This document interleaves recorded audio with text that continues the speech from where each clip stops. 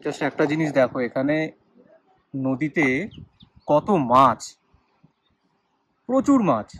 এই যে খাবার দিল, এই মাছগুলো দেখো খেতে চলে যাচ্ছে। এই যে আবার খাবার দেওয়া হলো, সব মাছগুলো আসছে।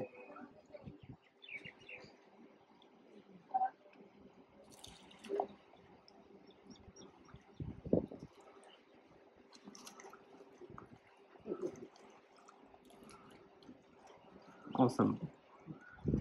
মানে নদীতে এত মাছ একসাথে কিন্তু খুবই খুবই কম দেখা যায়।